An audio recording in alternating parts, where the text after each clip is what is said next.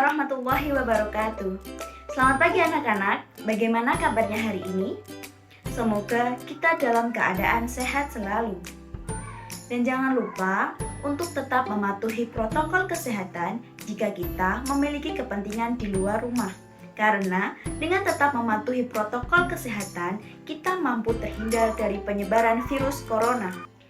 Nah, sebelum memulai pembelajaran, alangkah lebih baiknya jika kita memulainya dengan berdoa terlebih dahulu. Silahkan anak-anak untuk berdoa terlebih dahulu. Berdoa selesai. Sebelum pembelajaran, kalian diwajibkan untuk mengisikan link presensi kehadiran di link berikut ini. Hari ini kita akan melanjutkan minggu lalu mengenai termokimia, di mana pada minggu lalu kita telah mempelajari reaksi eksoterm, reaksi endoterm, persamaan reaksi kimia, dan macam-macam perubahan reaksi kimia, di mana pokok pembelajaran minggu lalu adalah mengenai tentang entalpi atau perubahan energi yang terjadi dalam suatu reaksi kimia. Sehingga tujuan pembelajaran kali ini adalah diharapkan peserta didik mampu menentukan delta H reaksi berdasarkan hukum Hess, perubahan entalpi pembentukan standar, kalorimeter, perubahan entalpi pembakaran, dan data energi ikatan. Maka dari itu, kita akan membahas satu persatu cara penentuan entalpi dalam suatu reaksi. Penentuan entalpi dalam suatu reaksi ada 5.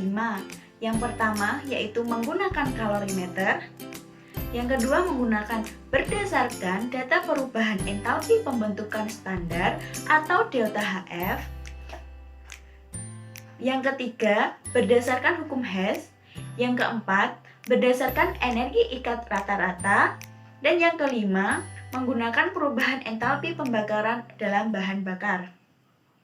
Menggunakan kalorimeter.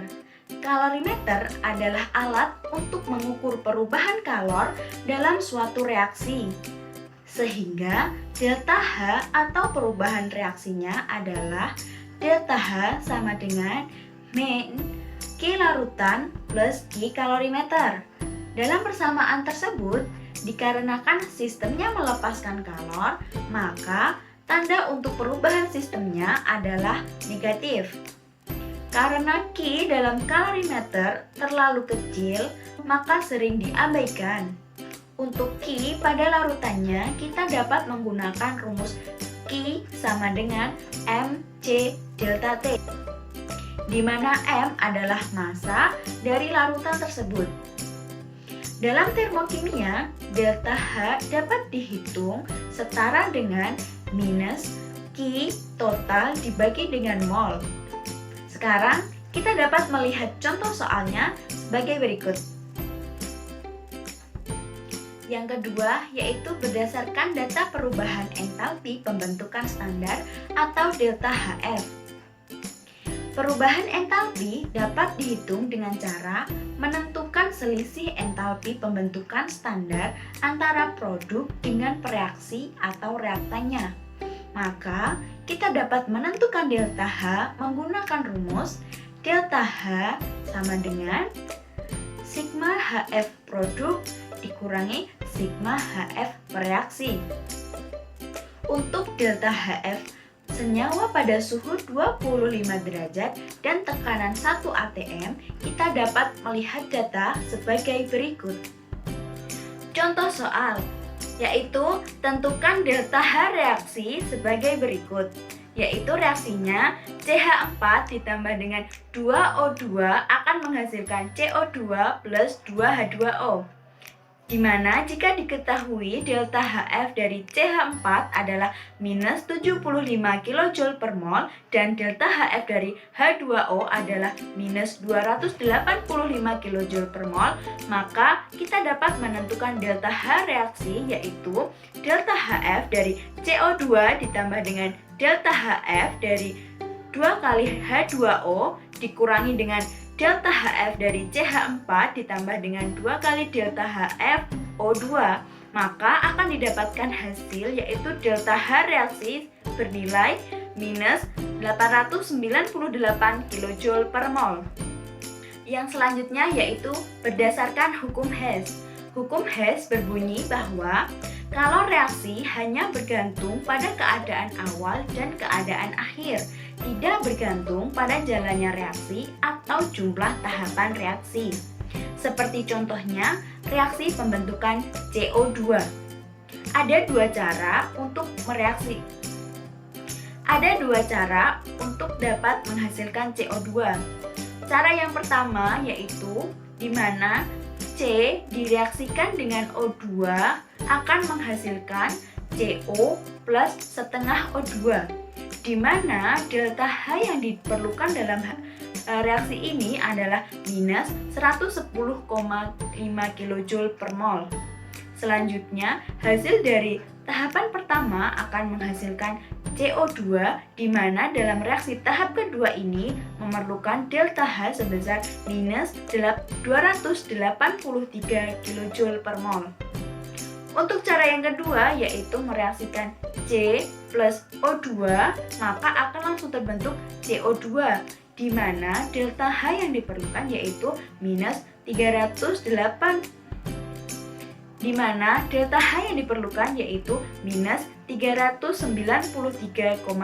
kJ per mol. Dari reaksi tersebut dapat kita simpulkan bahwa delta H1 ditambah dengan delta H2 sama dengan delta H3.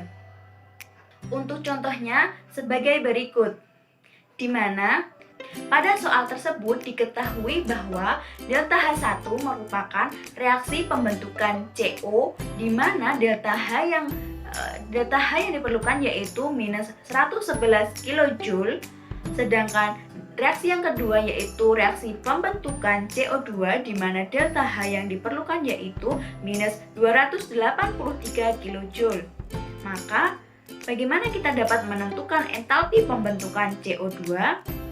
Untuk menentukan entalpi pembentukannya, kita dapat mereaksikan yaitu delta H pertama ditambah dengan delta H kedua, maka akan terbentuk delta H3 dengan jumlahnya minus 394 kJ. Yang keempat adalah berdasarkan energi ikat. Energi ikat adalah energi atau kalor yang diperlukan untuk memutuskan 1 mol ikatan dari suatu molekul dalam wujud gas. Untuk mencari perubahan entalpi, jika data ikatan rata-rata dapat digunakan menggunakan rumus delta H sama dengan sigma energi ikatan reaktan dikurangi sigma energi ikatan produk. Seperti contohnya dalam soal berikut, di mana dalam soal berikut diketahui data berbagai energi ikatan.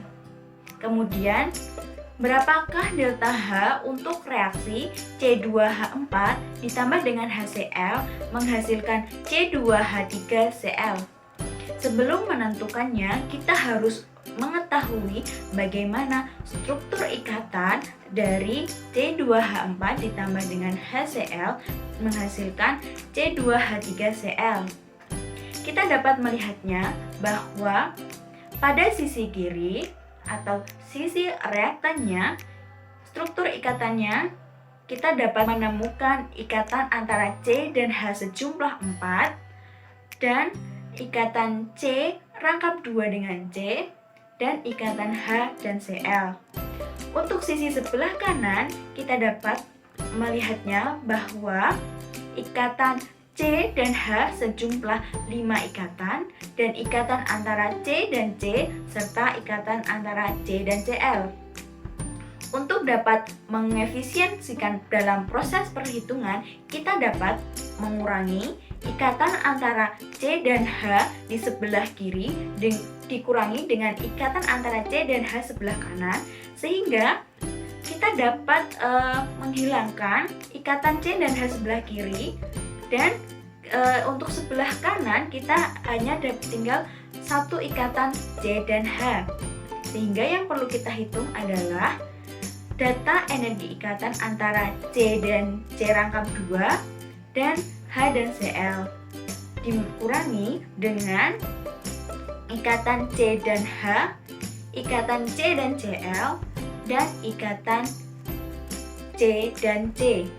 Maka akan didapatkan hasil yaitu delta H reaksi tersebut adalah bernilai minus 43 kJ per mol.